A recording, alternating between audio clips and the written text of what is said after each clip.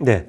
자, 안녕하십니까. 오늘은요, 요즘 가장 핫한 섹터 있죠. 우리가 계속, 상한가가 계속 나오면서, 굉장히 주목이 됐던 섹터가 있는데요. 바로 트럼프 트레이딩. 그 중에서도 갑자기 튀어나왔던 이 LNG, 알래스카 LNG 관련해서 오늘은 설명을 좀 드릴 건데요. 지금 다들 요쪽에 대해서 테마 정도로만 보고 있는데 제가 분석을 계속 하다 보니까 이게 테마가 아닐 수도 있다라는 생각이 듭니다. 왜냐하면 기업들이 특히 우리나라 국내 기업들이 여기에 관련된 기업들이 여기서 돈을 벌 수도 있겠다. 실제적으로 보통은 테마는 돈은 벌리지 않는데 기대감만 높잖아요. 근데 산업이 된다는 건요. 이 기대감이 고스란히 실적으로 연결되면 이게 산업으로 연결이 되고 거기서 텐배가 나올 수 있습니다. 그래서 오늘은 제가 여러분들 바로 미국에서 나오는 이 LNG 테마에 대해서 오늘 좀 분석을 해드릴 건데요. 제가 왜 이게 테마가 아니고 산업이 될 수 있는지 그거에 대해서 좀 말씀을 좀 드리도록 하겠습니다. 자, 화면 보도록 하겠습니다. 우선은 지금 시장에서 이 LNG 테마를 다들 테마로만 지금 보고 있다. 그 이유가 뭐냐면 이전에 바이든이요 취임을 할 때 예전에 트럼프가 강행했던 알래스카 석유 시출을 중단을 걸었었습니다. 그게 바로 2021년이었습니다. 자, 그래서 다음 장을 한번 보시게 되면요. 또 기사가 이번에 2025년에 얼마 전에 나온 건데요. 바이든이 퇴임하기 바로 직전에 미국과 대서양, 태평양 여기에 석유 가스 시출을 금지하는 법안을 해버렸습니다. 자, 그러니까 트럼프가 취임하자마자 무슨 짓을 했어요? 트럼프는 취임하자마자 바로 즉시 요거 시추 금지를 해제를 시켜버렸습니다. 이게 딱 보면은 굉장히 감정적으로 느껴집니다. 바이든이 나를 방해해? 트럼프가 감정적으로 이걸 그냥 뒤집어 엎은 걸로 이렇게 시장에서 보고 있기 때문에 지금 다들 테마로만 좀 보고 있는데요. 실제로는 그렇지 않은 것 같습니다. 트럼프가 1기 때는 굉장히 좀 중구난방으로 움직였는데 트럼프 2기 때는 굉장히 전략적으로 그것도 고도의 전략을 쓰고 있지 않나 이렇게 좀 판단이 되는데요. 자, 다음 장을 한번 보시면 그 이유를 좀 말씀드리겠습니다. 자, 다음 장 보시면 트럼프가 취임하고 나서 바로 취임 다음 날이죠. 1월 21일입니다. 바로 다음 날 트럼프는 파리 기후협약을 다시 탈퇴를 했다. 그러니까 이전에 다시 가입을 했던 걸 다시 탈퇴한 겁니다. 여기까지만 봐도 이것도 또라이네 뭐 이런 생각이 좀 들 수 있는데요. 이게 굉장히 큰 그림이었다는 거를 분석을 통해서 제가 확인을 좀 했습니다. 그래서 이거는 테마가 아니고 우리가 좀 집중적으로 파서 지금은 주가가 너무 올라가서 들어가긴 부담스럽지만 조정이 나왔을 경우에는 다시 한번 들어가도 되지 않을까 이렇게 판단이 되는데요. 자, 다음 장 한번 좀 보시겠습니다. 자, 여기 보시면 트럼프 트레이딩의 이번에 석유, LNG, 즉 알래스카 요 가스에 대해서 지금 시장에서 보고 있는데요. 이번에 트럼프가 제일 먼저 한 거는 파리 기후협약의 탈퇴입니다. 근데 이렇게 했던 이유가 굉장히 전략적이라는 거, 자, 한번 좀 말씀을 드리겠습니다. 자, 우선 트럼프의 지지층은요, 전통적인 산업에서 재직 중인 백인 위주가 바로 트럼프의 압도적인 지지층입니다. 자, 그렇다 그러면 트럼프는요, 이 지지층의 지지를 계속 얻기 위해서는 기존의 전통 산업의 수요를 계속 늘려야 되는데 전통 산업의 수요 우리가 인위적으로 늘 수가 있나요? 불가능합니다. 지금 다들 친환경 쪽으로 가고 있기 때문에 트럼프가 지금 할 수 있는 거는요. 전통 산업의 수요를 늘리는 건 어렵지만 지금 그 수요가 축소가 되고 있잖아요. 그 속도를 늦춰야지 지금 트럼프의 지지층의 지지를 더 올릴 수 있다라고 볼 수 있는 겁니다. 그러니까 지금 그렇기 때문에 지금 전통 산업의 수요 축소는 어쩔 수 없는 시대적 추세입니다. 자, 그래서 그 지지율을 유지하기 위해서 트럼프가 지금 친환경 산업의 폐기가 아니고요. 속도를 조절하기 위해서 지금 하고 있는 이 파리 기후 협정 탈퇴가 바로 그 일환 중에 하나다라고 보시면 되겠습니다. 자, 그래서 지금 트럼프가 이 지지율을 유지하기 위해 다시 말해서 전통 산업의 수요 축소를 늦추기 위해서 하는 게 바로 두 가지인데요. 그 첫 번째가 방금 말씀드린 파리 기후 협정, 그리고 두 번째가요. 전통 산업의 수요 창출을 위해서 활용하는 게 바로 무역 분쟁입니다. 지금 굉장히 트럼프가 굉장히 격하게 말을 하고 있지만요. 지금 고도의 전술을 쓰고 있다. 저는 이렇게 판단을 하고 있습니다. 자, 다음 장 한번 보시면요.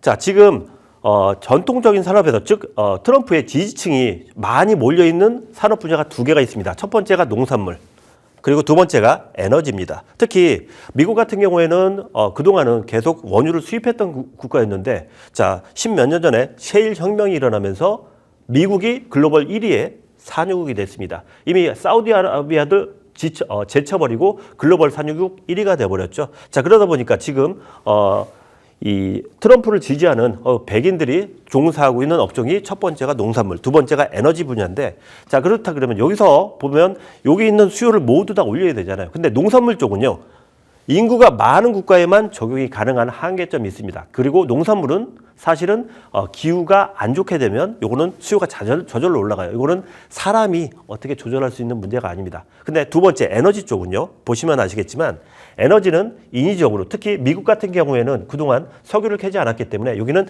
무한한 확장력이 있습니다. 자, 그래서 지금 이 산업을 늘리는 게 가장 중요한데, 지금 근데 시장은 에너지, 친환경 에너지 쪽으로 시장이 가고 있죠. 그렇다 그러면 미국이 요 에너지 쪽에서 수익을 내고 그리고 이 수요를 늘리기 위해서는 SOC 투자를 해야 되는데, 지금 미국 여러분들 보시면 아시겠지만 우리 코로나 때, 2020년 코로나 때 미국이 마스크 하나 생산할 수 있는 그런 생산 시설도 없어가지고 굉장히 고생을 많이 했단 말이에요. 하물며 에너지 캐는 거 굉장히 기술이 많이 필요하고 생산력도 굉장히 많이 필요합니다. 그런데 지금 이 산업을 활성화시키기 위해서, 이 산업의 수요를 줄이는 것을 천천히 하기 위해서는 SOC, 즉 이 밸류체인 같은 게 있어야 되는데, 지금 보시면 자, 이 에너지, 미국의 에너지 산업을 활성화시키기 위해서 지금 트럼프가 노력을 하고 있는데, 문제가 한 세 가지 정도가 발생을 합니다. 첫 번째가 뭐냐면 자국 내 생산 전략이 굉장히 노후화되어 있습니다.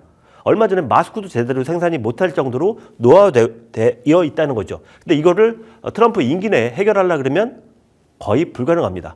미국인들 굉장히 좀 느리게 가고 있잖아요. 자, 그리고 두 번째 문제는 뭐냐면 이거를 생산을 하더라도 수출, 유통할 수 있는 밸류체인 자체가 굉장히 또 역시나 노후화되어 있습니다. 미국은 지금 전선도 40년, 50년 전에 만들어 놓았던 전선, 그리고 변압기가 있다 보니까 계속 정전이 되는 일이 많아지고 있죠. 그리고 지금 AI 때문에 전기도 계속 정전이 나오고 있죠. 자, 이걸 트럼프가 해결하려고 노력을 하는데 역시나 밸류체인이 없기 때문에 임기 내 해결이 되지가 않습니다. 자, 그리고 세 번째, 자, 지금 기업들한테 이 분야 투자하라고, 에너지 쪽에, 전통 에너지 쪽에 투자하라고 독려를 하고 있는데, 문제는 만약에 이번에 트럼프가 또 지난번 같이 일기 때처럼 정권 교체가 나오게 되면 투자 리스크가 올라갑니다. 왜? 투자를 해놨는데 못 쓰게 만들거든요. 아까도 제가 서두에 여러분들한테 보여드렸다시피 바이든이 딱 취임하자마자 석유 시출을 금지를 시켜버렸습니다. 자, 그럼 거기에 투자했던 기업들 다 투자가 제로가 돼버리죠. 그 리스크를 한번 업었었기 때문에 기업들의 투자가 굉장히 지금 소극적입니다. 아무리 트럼프가 독려를 해도 투자를 안 해요. 그러니까 자국 기업들이 손해를 볼 수밖에 없겠죠. 자, 그렇기 때문에 지금 트럼프는 약간의 사면 초과가 있는데요. 이걸 해결하기 위해서 트럼프가 지금 목리를 부리고 있다라고 보시면 되겠습니다. 다음 페이지 한번 보시면요. 자, 트럼프가 여기에 대한 해결책으로 나온 게 바로 그 방법이 무역 분쟁입니다. 자, 기존에 보통 우리가 무역 분쟁이 나오면 기존 관세, 우리가 니들한테 관세를 10% 매겼는데 니들도 우리한테 10% 매긴다. 이러면 상계가 되는 거잖아요. 근데 지금 트럼프가 해결책으로 내놓은 건 뭐냐면 관세율을 갖고 물고 늘어지는 게 아니고 무역 흑자 금액을 가지고 물고 늘어진다는 겁니다. 이건 이례적인 거예요. 자, 너하고 나하고 같이 똑같은 이 조건으로 교육을 했는데 너는 흑자가 나고 나는 적자가 났어. 이걸 갖고 물고 늘어지는 겁니다. 보통 이런 경우는 거의 없거든요. 왜냐하면 같이 동등한 그런 조건에서 하는 거기 때문에. 근데 트럼프는 이걸 갖고 물고 늘어지는 겁니다. 그 이유가 뭐냐면 트럼프의 목적은 바로 이겁니다. 자, 무역 흑자 불균형을 규모만큼 맞춰라. 어디한테? 상대국한테. 그 이유가 뭐냐면 지금 아까도 말씀드렸다시피 지금 미국에서 생산하는 석유, 그걸 쓸 수 있는 나라는 굉장히 많은데 SOC도 없고, 그리고 땅속에 묻힌 석유는 굉장히 많은데 그걸 캘 방법도 지금 많지 않단 말이에요. 근데 그거를 자국 기업들은 리스크가 많다 보니까 안 하려고 해요. 그래서 무역 상대국 기업들한테 요거를 하게끔 만들기 위해서 무역 분쟁을 좀 일으켰다라고 보시면 되겠고요. 자, 그래서 무역 상대국에서 무역 흑자 규모만큼 상쇄하기 위해서 그만큼 어디에다가 미국에다 투자하라. 그걸 지금 트럼프가 압박을 하기 위해서 무역 분쟁을 일으켰다라고 보시면 되겠습니다. 자, 그래서 지금 미국의 원유를 수입해라라는 그런 유도를 하기 위해서 수요 창출을 해서 아까 첫 번째 문제, 두 번째 문제 여기서 해결이 될 수밖에 없습니다. 자, 아까도 말씀드렸죠. 첫 번째, 미국의 생산시설, 그리고 그 밸류체인이 노화되어 있기 때문에 해결이 안 됐는데 그거를 이 무역 분쟁을 통해서 해결하겠다 이거죠. 자, 그리고 세 번째, 아까 자국 기업들이 리스크 때문에 투자 안 한다 그랬죠. 근데 그것도 역시나 우방국주들의 SOC 투자를 유도하면서, 즉 한국에다가 니들이 가스관 잘 만드니까 거기에다가 투자해라. 그러면서 자국 기업의 리스크를 최소화시키면서 투자를 유도하고 있다라고 보시면 되겠습니다. 그러니까 지금 트럼프가 목리를 부린 것 같은데 이걸 계속 분석을 하다 보니까 이 무역 분쟁이 일종의 테마가 아니고 이걸 산업으로 키우려고 트럼프가 노력을 하고 있는 거다. 이렇게 좀 판단이 되고 있다 보여지고요. 다음 페이지 한번 보시게 되면요. 자, 그래서 이제 우리 한국의 선택이 굉장히 중요합니다. 자, 한국의 선택은 지금부터 두 개입니다. 자, 한국 그동안 반도체, 자동차를 미국에 잘 팔았죠. 그래서 흑자가 굉장히 많이 났습니다. 그러면 이제 한국의 지금 선택은 딱 이겁니다. 그럼 무역 규모를 줄여야 되잖아요. 흑자를 줄여야 되잖아요. 그럼 방법은 이 자동차, 반도체 수출을 줄이느냐 아니면 아예 포기를 하느냐. 그러면 무역 흑자가 안 나니까 미국하고의 분쟁도 없어지겠죠. 근데 이건 우리가 포기를 못 해요. 그럼 두 번째는 뭐냐? 두 번째 선택은 우리가 지금 중동에서 원유를 수입하죠. 근데 이거를 미국산으로 바꿔준다. 이렇게 되면 무역 흑자 규모가 줄을 수가 있는 거죠. 자, 그렇게 되면 만약에 우리나라가 중동산 원유를 미국산으로 바꿔주게 되면요. 무역 흑자 규모가 만약에 지금 100이다라고 한다 그러면 그걸 한 10% 이상 줄일 수 있습니다. 굉장히 부담이 줄어들겠죠. 자, 근데 문제는 미국산 우리가 원유를 갖고 오게 되면 여러 가지 문제가 있습니다. 지역적으로 너무 멀고 비용도 많이 발생을 하고 그리고 가격도 문제가 되거든요. 근데 이거를 만약에 한국이 알래스카에서 원유를 수입하게 되면 지금까지 문제가 돼서 미국산을 수입을 못했던 이유가 완전히 상쇄가 돼버립니다. 이거 굉장히 중요하거든요. 자, 그 내용에 대해서 다음 장에서 좀 말씀을 좀 더 드리겠습니다. 자, 보시게 되면요. 이게 전 세계 전도예요. 전 세계 전도인데요. 자, 지금 우리나라가 중동에서 수입을 하죠. 여기서 수입을 해서 여기서 배에다 싣고 이렇게 여기 막 섬을 지나서 이렇게 쭉쭉쭉쭉 해서 여기까지 오는 거거든요. 그리고 만약에 미국산 섬유를 산다. 그럼 우리가 여기 멕시코만에서 산적을 해서 이렇게 이쪽으로 오는 게 아니고 이쪽으로 갈 수가 없어요. 이렇게 돌아서 가든지 아니면 이렇게 와야 돼요. 이렇게 해서 유럽을 거쳐서 이렇게 다시 중동을 거쳐서 오든지 아니면 여기 희망봉은 밑으로 이렇게 와야 됩니다. 이 거리가 상당하다는 거죠. 근데 반대로 알래스카가 어디 있죠? 여기 있죠. 여기 알래스카예요. 여기서 만약에 캔 석유를 가져온다 그러면 바로 오겠죠. 그리고 섬을 거치지도 않아도 되기 때문에 굉장히 빨리 올 수 있다는 겁니다. 자, 요걸 좀 더 제가 자세하게 좀 말씀드릴게요. 이쪽을 먼저 좀 보여드리겠습니다. 자, 다음 페이지 한번 보시죠. 현재는요, 우리가 석유를 여기 중동에서 가져오죠. 여기 근데 여기 보시면 여기 분쟁 지역이죠. 여기서 전쟁 나면 배가 통과를 못 합니다. 그래서 보통 석유가 아무리 빨리 와도 3주 아무 문제가 없을 때 보통은 6주 이상 걸립니다. 여기서 분쟁 발생하고 뭐 이것저것 섬도 거치고 또 해적도 있고 이렇게 해서 3주 이상 걸리고 만약에 미국에서 수입하면 이렇게 쭉 내려와서 이렇게 갑니다. 그러면 8주 이상도 걸립니다. 굉장히 오래 걸리죠. 석유를 싸게 샀는데 갖고 오는데 시간이 너무 오래 걸려요. 비용이 많이 발생하죠. 자, 그래서 그동안은 제대로 매수를 못했었고요. 그래서 운송에는 3주에서 8주, 거리는 2만 킬로 이상. 그리고 운송 비용은 굉장히 많이 들었고 테러나 해적 때문에 위협이 너무 많다 보니까 이쪽에서 수입이 굉장히 적었다는 거죠. 자, 그런데 요거를 다음 장 한번 보시게 되면 만약에 우리가 알래스카에서 이 LNG하고 석유를 캐서 가져오게 되면요. 이전에는 3주에서 8주 정도 걸렸잖아요. 만약에 LNG 운송선이 알래스카 남쪽에서 출발해서 한국까지 이동하게 되면 며칠이 걸리냐? 단 8일밖에 걸리지 않습니다. 일주일밖에 걸리지 않는 거예요. 굉장히 좁으니까. 자, 다음 장 한번 보시게 되면 자, 이게 알래스카고요. 자, 여기가 우리나라입니다. 아무것도 없죠. 그냥 직항으로 쏘는 겁니다. 그리고 해적의 위협도 없고 전쟁의 위협도 없습니다. 그러니까 이전에 우리가 멕시코만에서 석유를 가져올 때는 시간도 오래 걸리고 걸리는 게 너무 많았는데 알래스카에서 석유를 뽑아서 가져오게 된다 그러면 우리 쪽에서는 일단 운송 비용이 굉장히 줄어들고요. 그리고 리스크도 없습니다.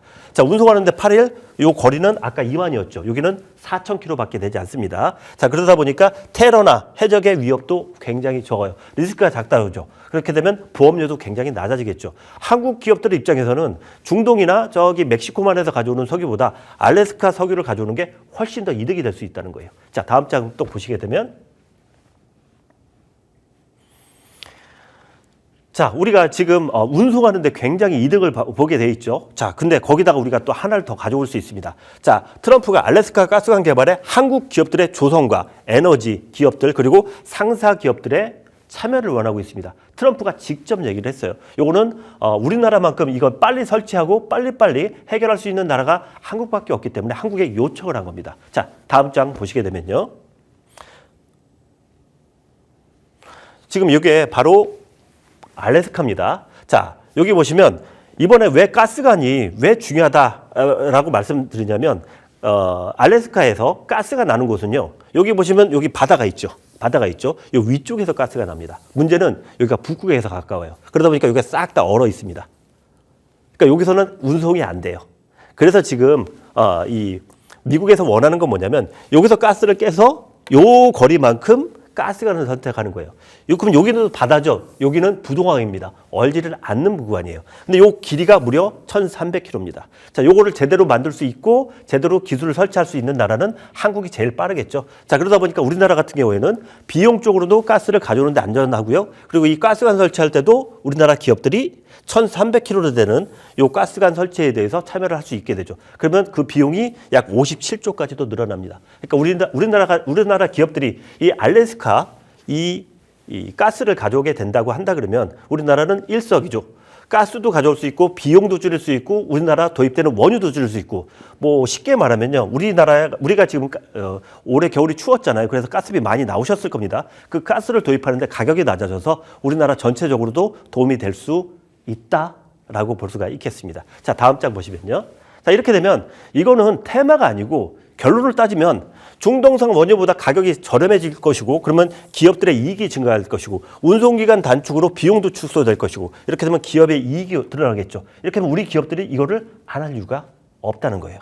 자, 이렇게 되면 한국의 선택은 이거를 하는 게 맞겠죠. 이렇게 되면 이건 이제 단기에 끝나는 테마가 아닐 수 있다는 겁니다. 성장 산업으로 접근이 가능하다는 거죠. 그래서 앞으로 랠리가 나올 수 있기 때문에 이 분야에 대해서 여러분들이 집중적으로 좀 분석을 좀 하실 필요가 있겠고요. 관련주들을 볼 필요가 있다라고 좀 말씀드리겠습니다. 자, 다음 장 좀 보시면요. 이제 시간이 얼마 안 남았네요. 1분밖에 안 남아가지고 종목에 대해서는 잠시 후에 간략하게 좀 말씀드리겠습니다. 자, 최근에 관련주들 급등이 많이 됐죠. 자, 굉장히 많이 급등한 종목들 동양철관, 넥스틸, 슈스틸 그리고 중간 하이스틸, 대동스틸 이 두 섹터의 차이점은요.